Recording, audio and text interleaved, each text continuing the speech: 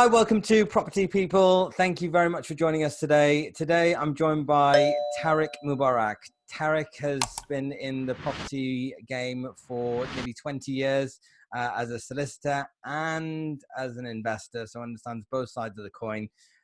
He specializes in joint ventures, creative structures and strategies, and has clients everything from your single store operator, landlord, right through to operators of shopping centres like the London Trocadero. So a wide range of experience over a lengthy period of time. I'm sure that there's lots that we can share with you.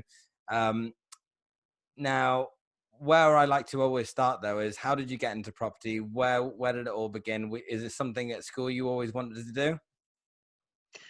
Yeah, well, actually, it was because of my parents that I got into property, actually. So we're originally from Malaysia, and when I was younger, I used to follow my mum, especially my dad as well, around when they had a small little property portfolio. We used to go around doing lettings and refurbishments and all that sort of stuff. So that was the spark of the interest in property, and it's kind of flowed from there, really. So yeah, I blame my parents for getting into property.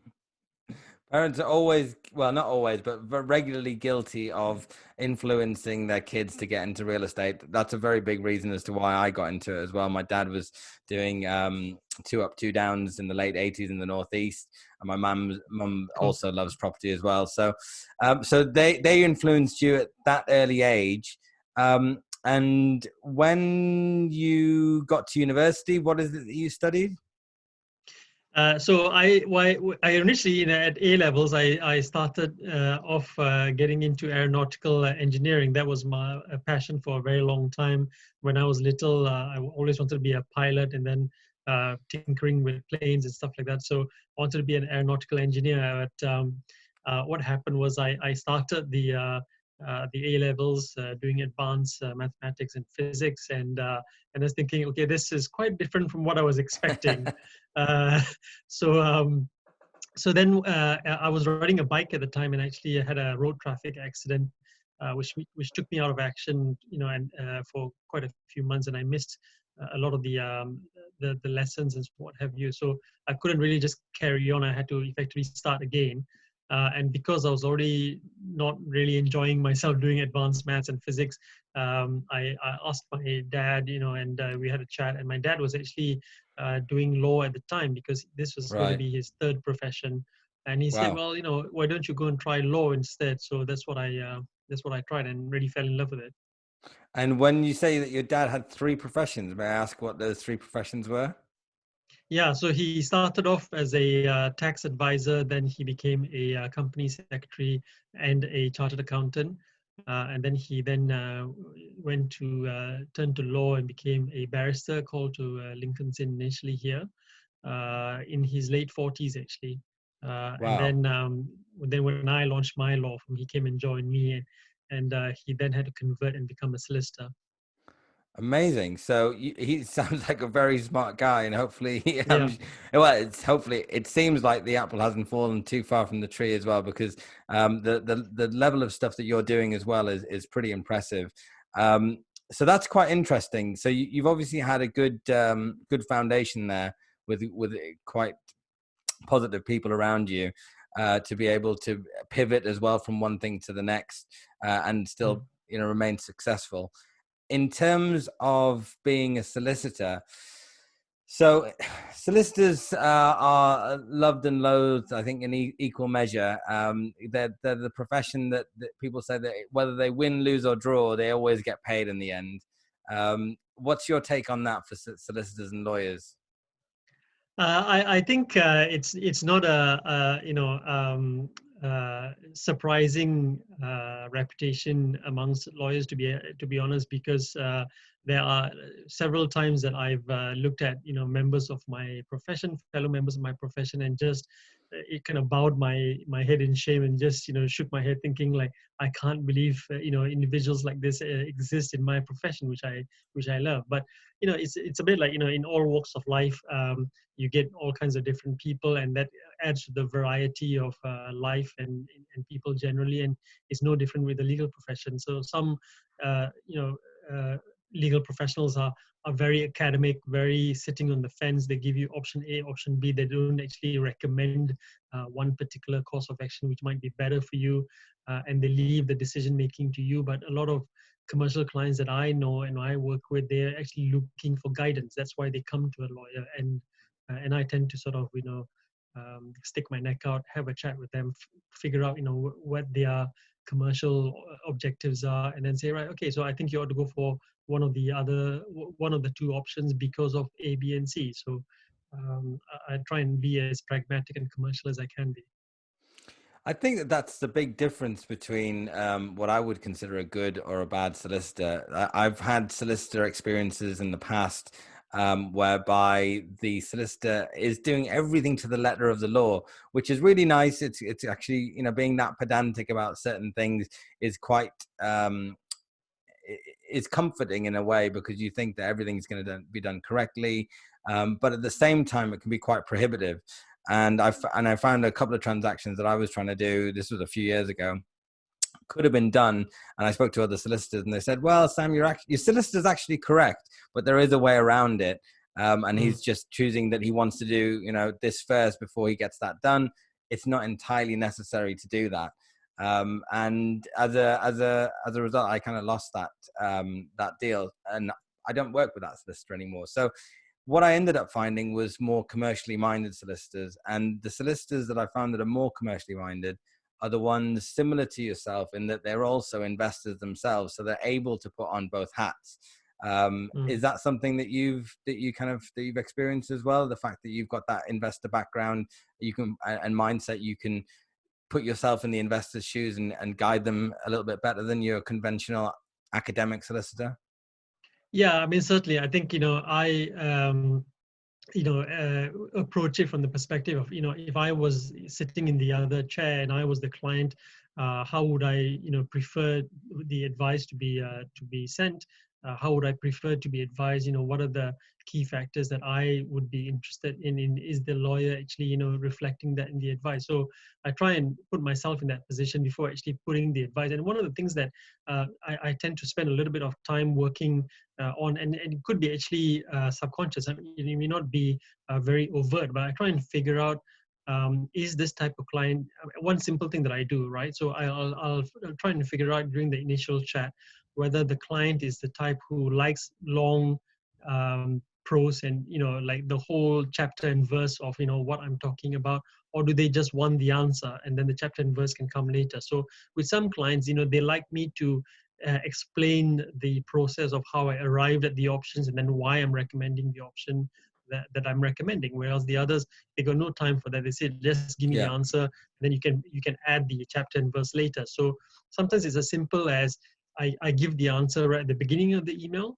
and then the explanation at the bottom of the email. And then if they want to scroll down and read the rest of it, they can. If not, they've got the answer right at the beginning of the email. And it's simple things like that, just working out, what is the client's preference, goes a long way in building that trusted advisor status, I think. Yeah, I think that that's actually quite important, really, is that you can adapt to whatever the investors or the client's looking for in term. I mean, certain things that we're doing within real estate, within property, time is a massively valuable commodity, and sometimes, or in many instances, they say that that if to get the best deal, you have to be able to move quickly. And yeah, I guess that when people are juggling multiple transactions, as I'm sure some of your more busier clients are, they just want to be able to cut to the chase and say, right, what are my options? Which way are we going to go? So they can get on to problem solving the next the thing on their own agenda. But one thing that I was told by a solicitor once upon a time was, well, it's a couple of years ago actually, which has stuck with me ever since, is that he asked me, Sam, who closes your deals? And I obviously told him, well, I do. I negotiate them, I close them, I shake the hand. He goes, well, not really. The deal's not done until your solicitor says it's done, right? So your solicitor closes the deal. And is that kind of a way of thinking that you subscribe to as well? Do you feel like you're that important in the transaction?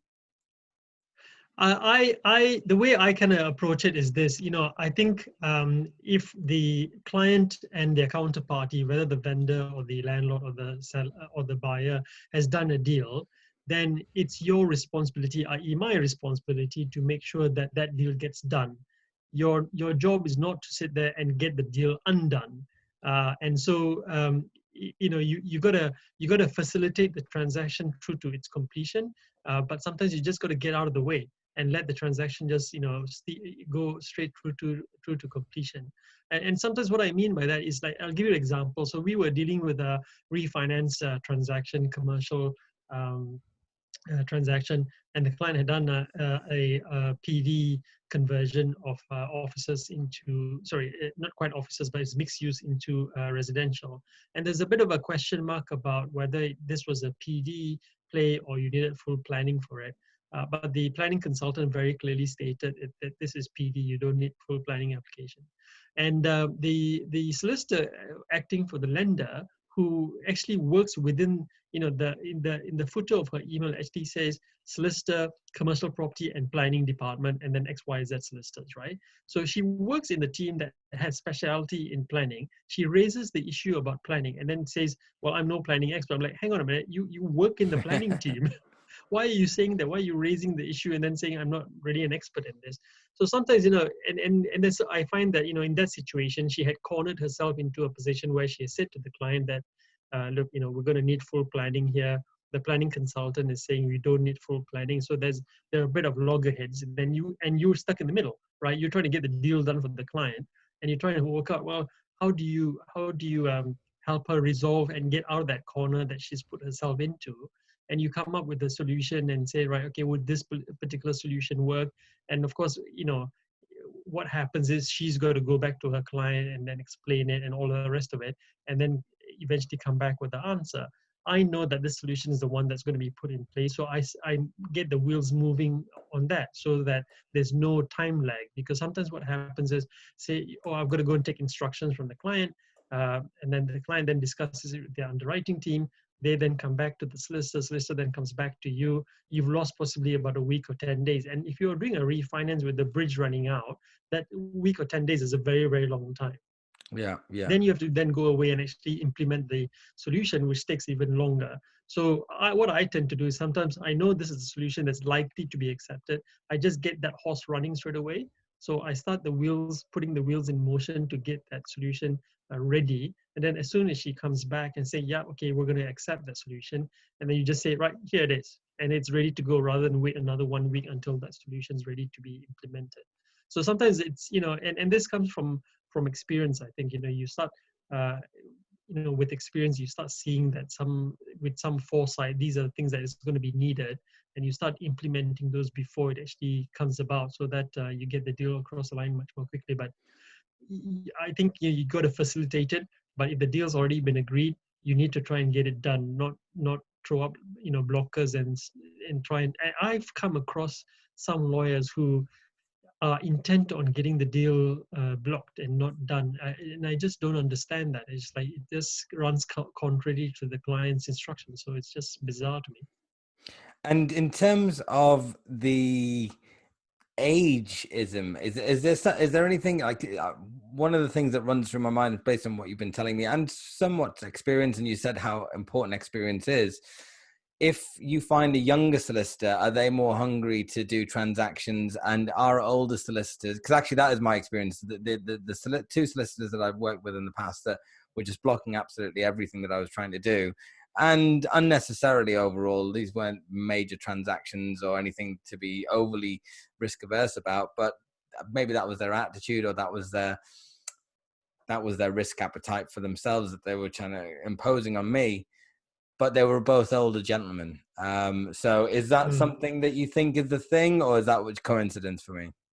No, so I think my impression is that, you can get lawyers who are young and difficult. You can get lawyers who are old and difficult. You can get lawyers who are middle-aged and difficult, and you can get lawyers who are female or male and be difficult. So it unfortunately runs across the board. I think what it comes down to is just their personality. Yeah. And the point that you made about, how risk averse they are. So some individuals tend to be more risk averse, and therefore when they are cautious, they throw every single problem at the Yeah. transaction, and then let the client kind of figure out, whether it's a problem that they need to sort of solve. And they don't grade the problem as well. This is the other difficulty that I come across. You sometimes you got to flag all of the problems. That's your job, but you can also grade it and say, right, on a scale of 1 to 10 or 1 to 5, this problem is less of an issue than these other problems. So I think you ought to focus on this other problem. And I've been surprised a number of times that I've actually graded a problem as higher, so more important, and the Yeah. client comes back and says, actually, I'm not fussed about that. Let's focus on this other problem, which I actually graded as smaller. Because, and it could be because, it's the client knows more things about the deal and more things about the site, which hasn't completely been fed through to me.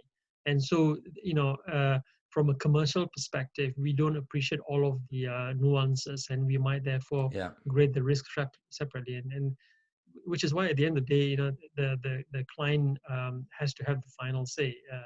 The lawyers are just there to facilitate. No, that completely makes sense. So one other side of this whole conveyancing and solicitors. So do you do conveyancing yourself, or do you outsource that to other partners and colleagues of yours? Just to do a regular old transaction on a property, either buying or selling. Yeah, I still do to a certain extent. Primarily now, I guess reflective of my experience levels, it tends to be more high value Yeah. transactions. And I do a lot of commercial property transactions as well. But I have a team around me who handle the more sort of bog standard kind of stuff, which may not require my level of experience. Because what I also tend to try and do is, if it's relatively straightforward, I try and get the team to handle it so that it frees up my time to focus on more complex work. If I'm getting bogged down with the more easier stuff, then when the complex stuff comes along, then I don't have time to handle those. So, I mean, one of the reasons that I asked that question is from my estate agency days, we always had this battle with conveyancing companies over solicitors. Conveyancing companies that are relatively cheap, but they're almost kind of glorified call centers where it's very much a tick box exercise to go through a purchase or a sale.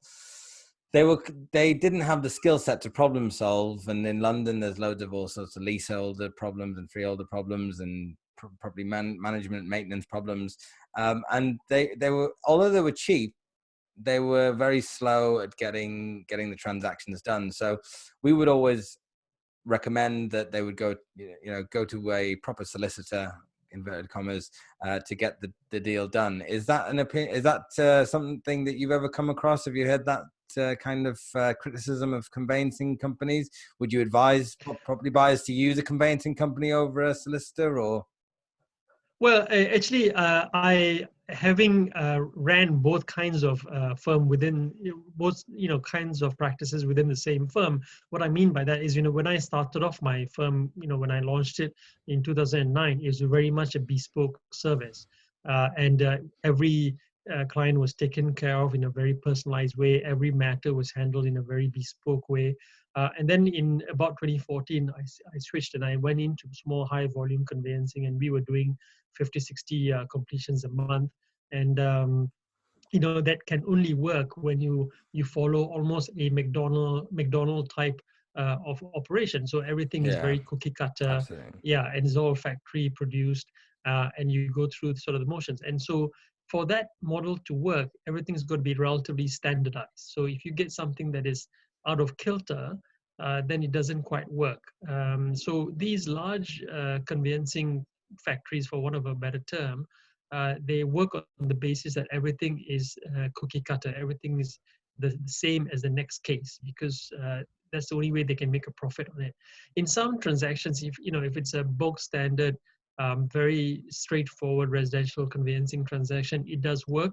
It's good value for money, and so long as you compromise on some things, including communication and level of contact, then you're going to get the product that you want at the end, at the at the price that you want. So there usually three things that you're going to get with and most service, right? So it's not just low, but it's either quality, Yeah. it's speed, or it's price. Now you can have two of those, but you can't have all three. Yeah, So that's right. if you want quality and speed, you might need to compromise on price, right? So a lawyer who can give you the speed and the quality will expect a higher price. But if price is important for you, then you got to compromise on one of the other two things, and it tends to be usually quality that tends to drop, or sometimes the speed tends to drop. But in some transactions, if it's a if you've done a if you've done it's a simple vanilla buy-to-let property and you're doing a remortgage every couple of years or something, then by all means use a conveyancing factory, because really there shouldn't be any difficulties there, and you'll get very good value for money. Now, I know that's probably a bit of a surprising response from me, but I think having had that business model before, I have an appreciation for what goes into it and why it can be good in some instances. I think that's a very enlightening way of looking at it, if I'm honest, because there are a lot of estate agents that I've known over the years that really just bitch and moan and complain all the time about these, as you quite aptly call them, conveyancing factories. But at the end of the day, you get what you pay for, and that quality, speed, price triangle. You can know that applies for multiple different things, whether it's property development, whether it's a conveyancing company. You always can get two at the cost of the other one. So that's no different here, really. So that makes complete sense. Absolutely.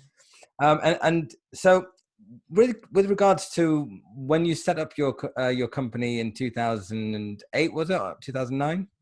2009, I started trading. 2008, the idea started fermenting in the space between my ears. Let's put it that way. was the catalyst the 2008 crash? You thought, Jesus Christ, I need to get out and do my own thing, and I need to take control of my own destiny. Was that something that was a factor in doing it? Well, no, actually. I prior to actually launching my own firm, I had a couple of offers to work in the Gulf. One was with a investment bank, and the other was with DAMAC, the large national developer based in Dubai. I actually work with them as well. Right. Okay. So Yeah.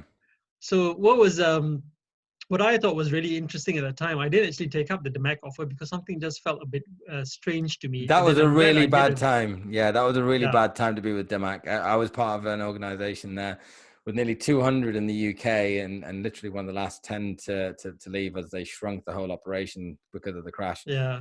Crazy times. So I'm so glad that I didn't, because I think a month after making me the offer, they got rid of quite a lot of people. And I was saying to my wife, it's surprising that just a month before you're going to let so many people go, you're still making offers. I mean, surely you must have known. Anyway, but that's by the by. But I think part of the reason why I didn't want to go ahead with the move to the Gulf and also joining even larger organizations was because I wanted to actually venture out on my own. It had been a dream that I had held on to for quite a long time. I'd been working with a number of clients who had set up their own businesses and all the rest of it. So I thought I wanted to try for myself. And the recession was maybe in hindsight was not the best times, but it wasn't going to stop me. Is essentially what I thought. So I had a dream and I wanted to try and achieve it. And the core of that business was exactly what was it to service? Who were your clients, and how did it go? So that your own business and practice. Yeah, so it's interesting. So the cool thing, and I think now we're speaking at a time when we're experiencing the COVID-19 lockdown, and the economy is starting to not be as healthy as it used to be. Let's put it that way. And it's in that way, it's very reminiscent of 2008, 2009 during the financial crisis. And I think there's actually some benefit, quite a lot of benefits actually, in starting a business at that time, because you're free. You can do whatever you like, the way whichever way you want to. There's no rules. There's no supervisor. There's no boss over your head telling you this is the way you got to do certain things. So if you want things to work better, go out and get it done better. Because of that, I was very technology led, and service levels were quite different, and we started having some fairly early success. I had my own client base of restaurateurs, some commercial landlords, and what have you. But the fact that at that time everybody was looking for new things, in the sense that Yeah. they were refreshing their relationships, they were refreshing their suppliers and all the rest of it. So I had an opportunity, and I started capturing some fairly large institutional landlord work, including the London Trocadero, Arez shopping centers, and what have you. But since then, the client base has evolved, but SME property developers has remained a big core element of my client base.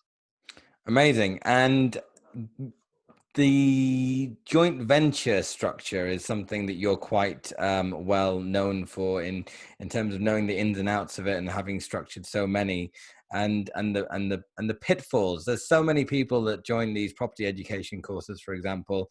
They sit next to each other and they decide by the end of the 48, 72 hours that it's a great idea that they go into business together, and many times these things end in tears.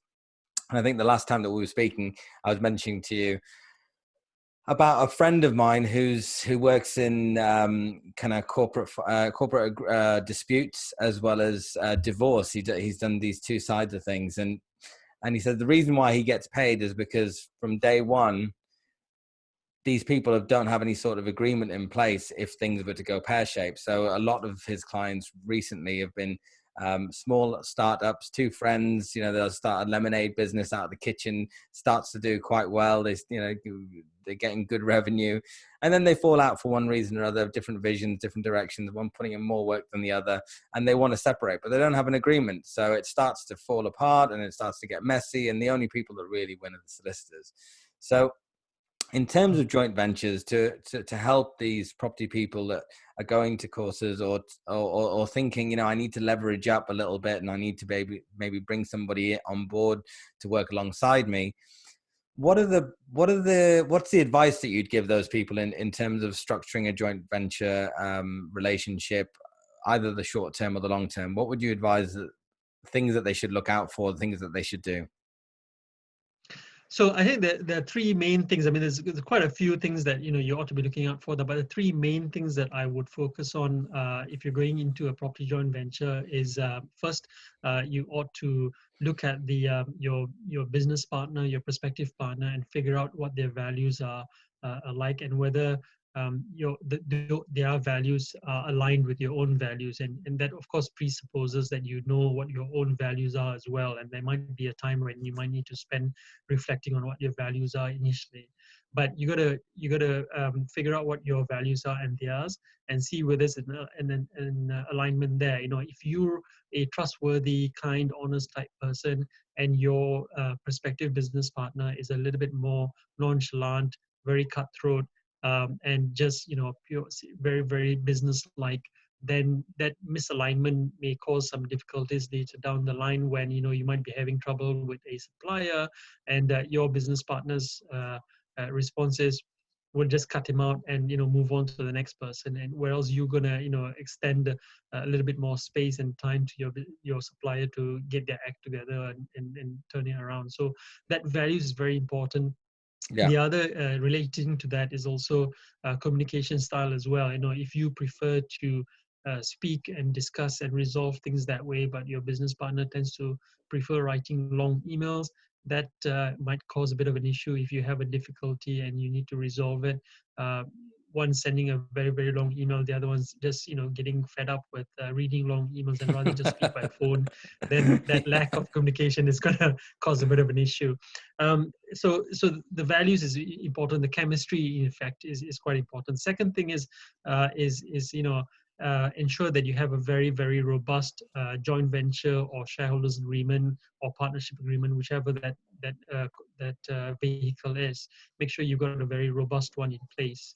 And that, of course, means liaising with your chosen solicitor and making sure that that's all documented correctly. But the third is also, bearing in mind that when you go into business, expect problems to arise. And especially when you're going into a property development type business, there'll be a lot more problems to be worried about, to be concerned and to be dealt with. And especially when the economy is challenging, all of those problems get magnified tenfold. So when that arises, those problems arise, you need to ensure that you've got a plan in place, mechanism in place, especially within your agreement, to Yeah. deal with the issue in terms of mediation, preferably rather than litigation, because I'm more of a win-win negotiated type of lawyer rather than a litigator, which is why I'm recommending mediation. But certainly, I think don't leave it to just meditation. I'm afraid sticking your head in the sand and hoping it goes away doesn't quite work, unfortunately. Absolutely. Now, mediation is definitely a better of a litigation, but certainly meditation, it's good to wake up every morning and do it, but it's not going to solve too many legal issues, I'm sure. No, unfortunately not. Have you tried? I'm sure. I've tried, to be honest, and it didn't work. No, But I got to say, I'm a big fan of meditation, but unfortunately, I've never tried to, try and resolve a disagreement using yeah, meditation that has worked just yet. every time you snap out, the problem's still there, hasn't gone away. But I mean, it might help you with your temperament and how you approach the situation. You can't change the situation, but you can change the way you approach it.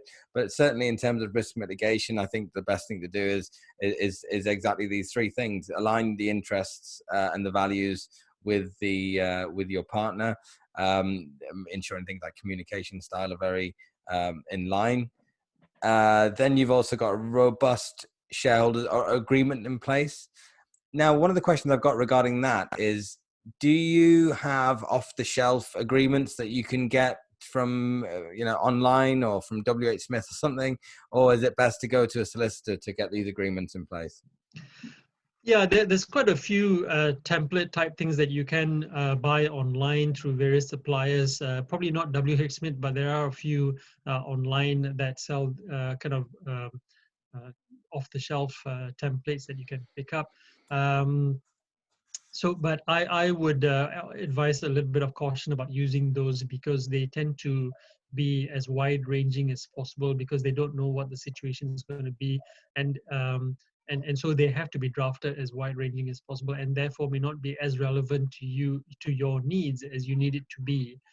The other downside with using a template is that if you get it wrong, you've not drafted the agreement correctly, and then a problem arises, and then you find that actually the agreement was not fit for purpose, then you're in that even worse situation that you have got a disagreement and you don't have an agreement to fall back on, and then you don't also have indemnity insurance of the professional to rely on as well. So one of the biggest values, I think, is not only the experience and the knowledge that the lawyer brings with them, but also the professional indemnity insurance as well, so that even if the lawyer gets it wrong, you can rely on their professional indemnity insurance to try and rectify some of their mistakes. That all makes complete sense. I'm sure over your career, have you come across some like joint venture nightmares that some pretty, I'm sure you've seen some pretty scary stuff. Yeah, I've seen some lots of interesting things, and I think now we're in a time when the economy is starting to be a little bit challenging, and especially with property developing, where things are taking longer than they should because of various reasons, including not able to get builders on site and get materials to site. Things are taking a lot longer. And then when you have a bridge finance at the back end, it adds a lot of pressure to the deal. So that causes a lot of friction, and it's causing some falling out. One of the strangest one that I've come across is a client of mine who purchased a hotel to redevelop with his business partner, and the business partner had a wife at the time, and the wife was in charge of the books in effect. So she was signing off on the check, she was doing the accounts. Of course, unfortunately, what happened was the business partner fell out with the wife, and then the wife became an ex-wife, and the ex-wife decides not to sign off on any of the checks Oh and no. on the books. So they're trying to get a development deal done, and she's not willing to sign off on any of the checks. So it all gets rather messy, and stuff like that. You can only provide to a certain to a certain extent in the shareholders agreement. But if you have a falling out with your wife, how do you cater for that? So I think personally, I was saying to my client, she had no business being involved in the company in the first place. I'm not quite sure why you guys are Why involved. are you She's not there? running. Yeah. Yeah, so it should have been just you and your business partner, but you live and learn to a certain extent. So that's it's difficult, and sometimes you come across a situation where there's been a change in circumstances, and your business partner wants to exit early. Maybe they might be having some financial issues, and they want to leave a little bit earlier. And does your agreement allow for them to exit early? If it doesn't, and they have a genuine need to exit early because they really need some capital before they become potentially bankrupt, then what do you do? So yeah, there's been some some interesting ones over the years. There's one that I came across recently, and it wasn't anything bad actually, but it was a husband and wife. And recently, the husband had been taken out of the company. He'd resigned as a director, and we'd asked why is that the case, and she said, well, it's actually just because it's an extra. Well, it was all kind of a nice idea that we were going to do all of this together at the start, but in the end, it's a lot of hassle because it's an extra signatory every time we have to do everything together, and doesn't really get involved in the business anyway, so there's not really much point of him being on in the company. So I think all of these sorts of things need to be thought up front as to why you've got that person in the business, why you've got them as a joint venture partner, what do they bring to the table. And I think that that's a rational approach that will help you navigate through hard times, but also leverage your company to do bigger and better things faster, which is the whole point of bringing on a Yeah. joint venture partner in the first place. Yeah, absolutely. And if we don't want to risk the potential that people walk away thinking, oh my God, why would I want to get into a joint venture? I rather just do it solo, right? But if you look at some of the large businesses in the world, I mean, the likes of Google, Microsoft, Apple, they were all started up as a partnership. There's always two or more people involved in the founding, in the launch, and then in the initial stages and what have you. So two heads are always better than one, and I definitely recommend that joint venture is the way to go. And there's a crystal ball element to all of this. Some of these problems you can't foresee. You only can deal with it when it actually arises. So the difficulty is right at the beginning when you're trying to draft a Yeah. joint venture agreement or shareholders agreement. You're trying to crystal ball draft for a problem that hasn't yet occurred. So the only real way you can handle something like that is, one, you rely on experience. If you don't have that experience, then go to a lawyer who's seen a Yeah. lot of problems. And then second, even if you don't foresee all of the problems, you have enough clauses in place to ensure that if you come across a problem that hasn't been catered for, there's a mechanism to speak, to discuss, to negotiate, to mediate, and to resolve. Which is you can't usually do on a off-the-shelf template type document. You tend to need to go to a lawyer with experience and get it bespoke drafted. Absolutely. They say that two heads are better than one, double the pleasure and triple the fun.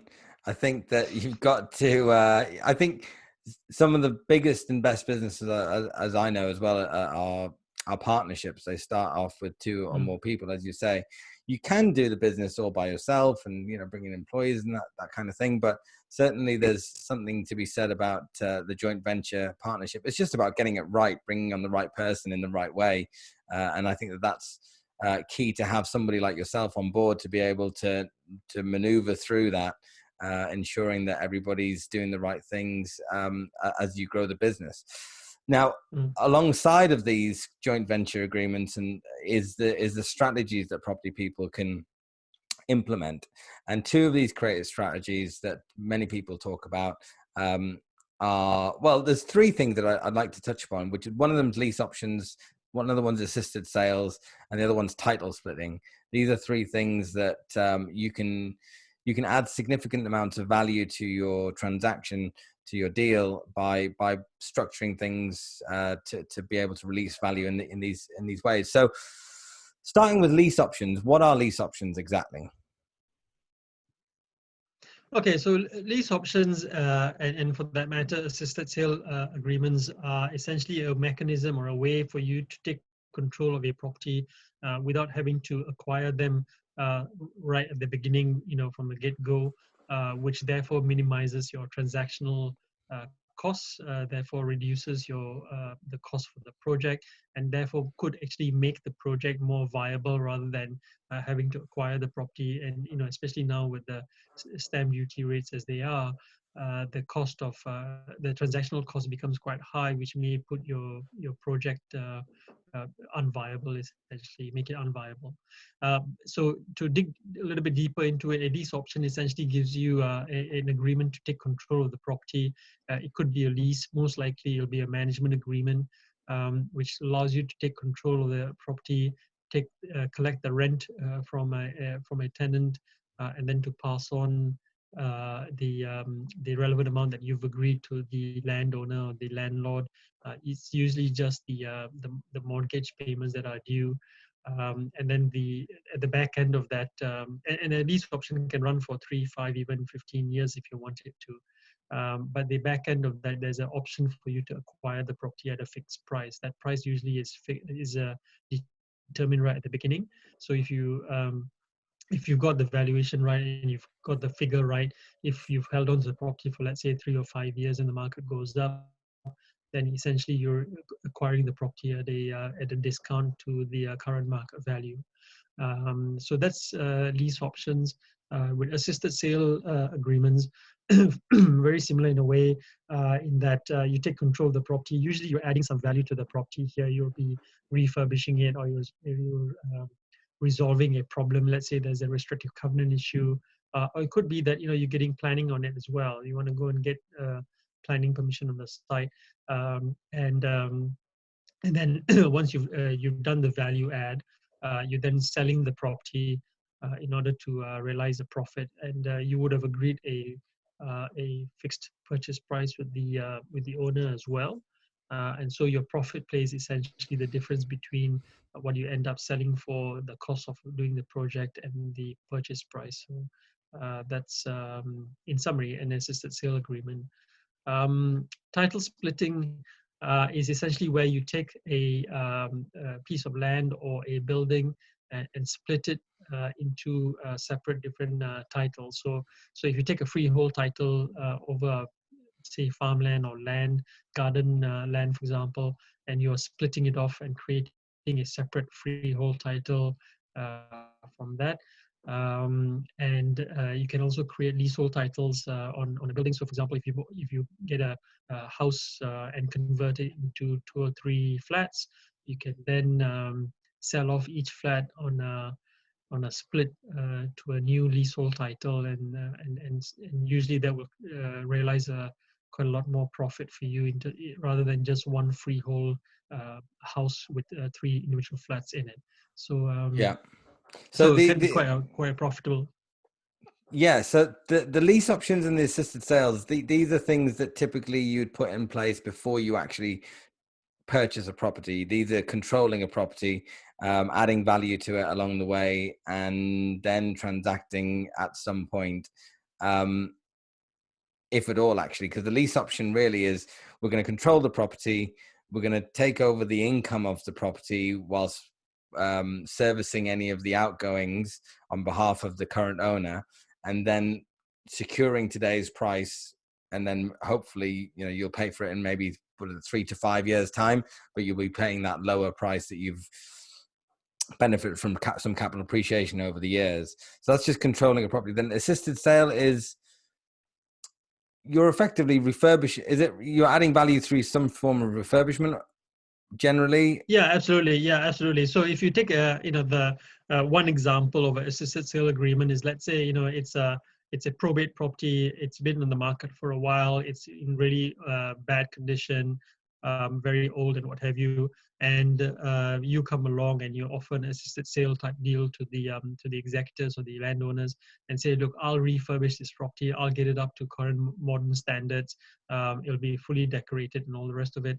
And so then when we sell it, it'll sell quicker because it's modern property, fully decorated, and you'll also get better value for it as well, rather than the low price that it's been valued at by the agents in its current state. So that value add, initially you would take out whatever the costs are. So, if we were to just use some random numbers, let's say the property is currently worth £150,000. You spend £10,000 refurbishing it and getting it up to a modern standard, and the property then sells for, let's say, 200,000. You take your initial 10K out, you take out whatever premium you've given to the landowner at the beginning and some costs, and then the 150 would go to them, and then you would essentially pocket the difference. Sometimes you would share some of that difference with the landowner, but mostly you would retain it. So that can be quite a useful way to build capital relatively quickly.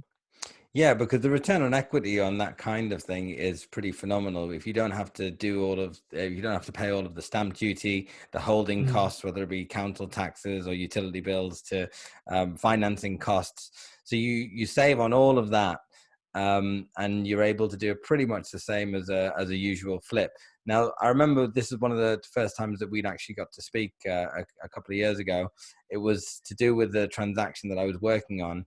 And one of the things that you said to me has stayed with me since, because I was worried about the fact that he was the house owner was going to benefit from the £20,000 that I was going to spend on the property, and then he was going to say, you know what, Sam, actually, thanks very much, here's your £20,000 back, and I'm just going to go and sell it for the higher price anyway, and I'm going to pocket that £30,000 of profit that you were hoping to get.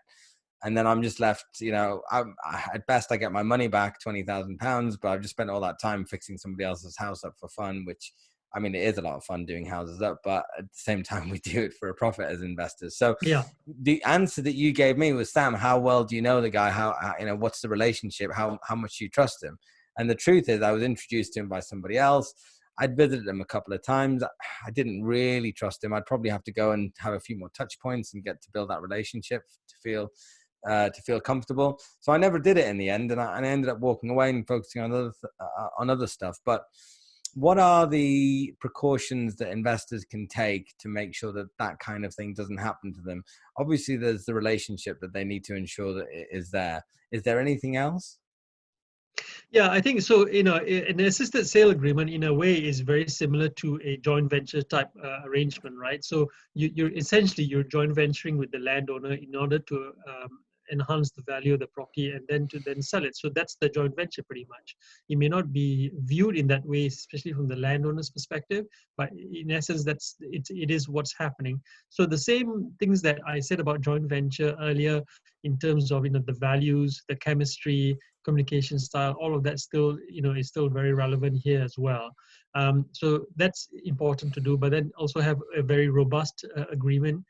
And with the assisted sale agreement, there's a couple of other things that you want to make sure that is included in the agreement. One is you want to have a power of attorney from the landowner built into the agreement. The power of attorney is just specific to that property, so they don't have to run the risk of that you're going to sign off on all of their bank accounts and empty their bank accounts and all of that sort of stuff. It's only just for that property, and it can be quite specific in that way.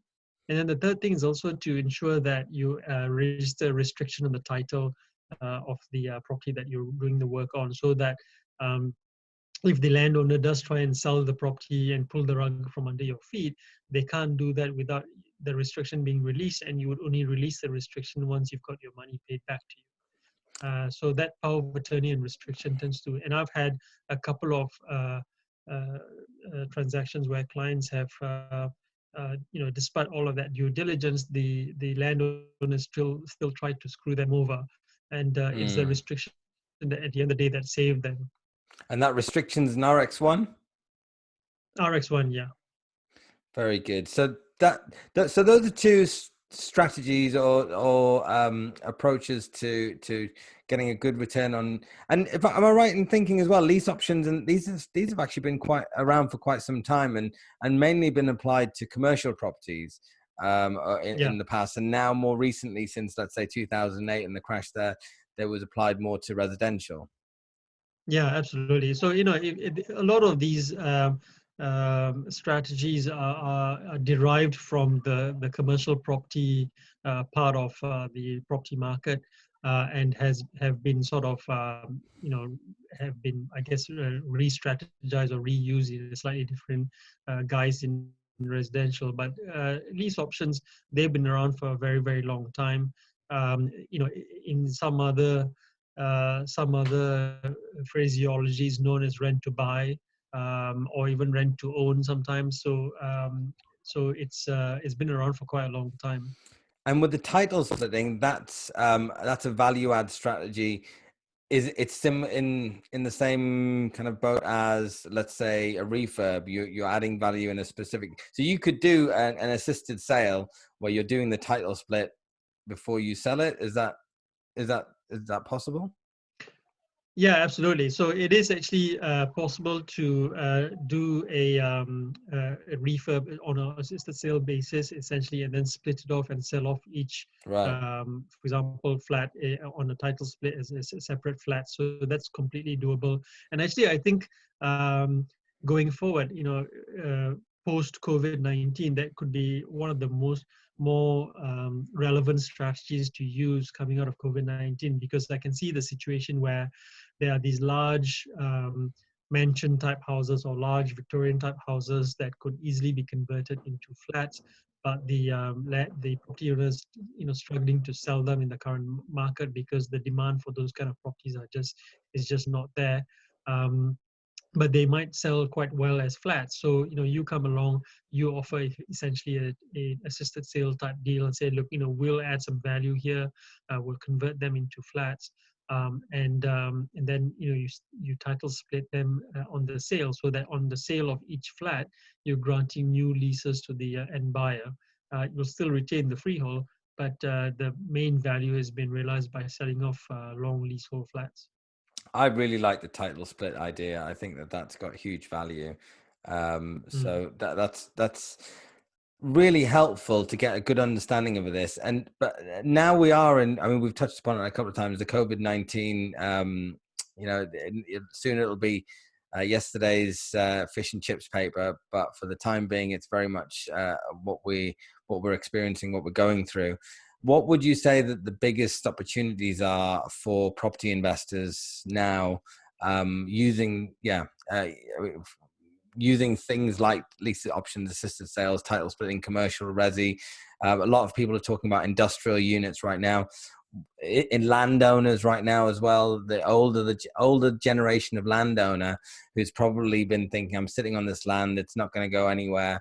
But now that they're the most susceptible in society to catch this virus, and it might be all over before they've cashed in, might be a little bit more motivated to now, or they might be struggling financially. They might have a few retail businesses which haven't done very well. So I think there's a lot of opportunity. But where would you focus your time and attention as an investor right now? So I would be looking at three core kind of strategies, short, medium, and long term. So the longer term one tends to be what I call the feast or famine type business model, and that's a very long play. So that's like land assembly deals, back garden type deals where you can go and get planning on them. So there tends to be a long lead time in terms of signing those deals up, getting the planning on it, especially now because planning officers are not really getting out and about. Committee meetings are not quite happening as they used to be. So there's a long delay in the planning cycle. But eventually, once the planning comes through, there's a major uplift. So that's a long-term play that I'm still, working on, still actively pursuing.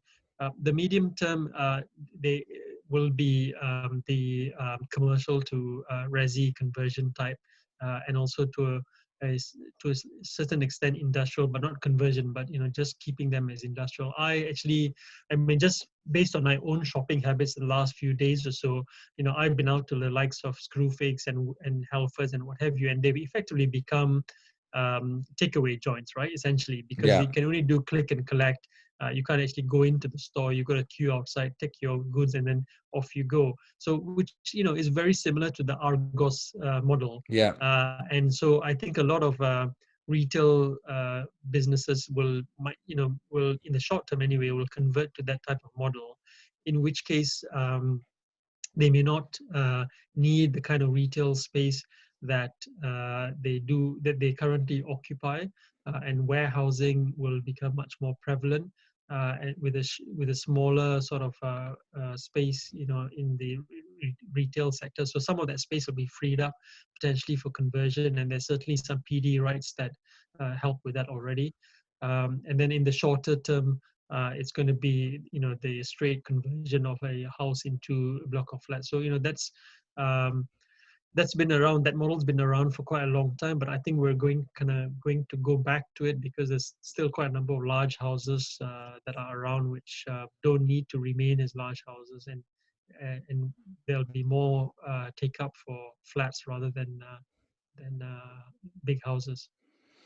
That's brilliant. I completely agree with all of those, to be honest. And I think we are in a very exciting moment for property investors. Obviously, where there's opportunity, there's also probably some sort of tragedy. So it's really important that everybody kind of treads carefully amongst these and tries to find win-win situations, win-win scenarios. And having somebody like yourself on board, you can kind of mediate those transactions kind of safely and sensibly.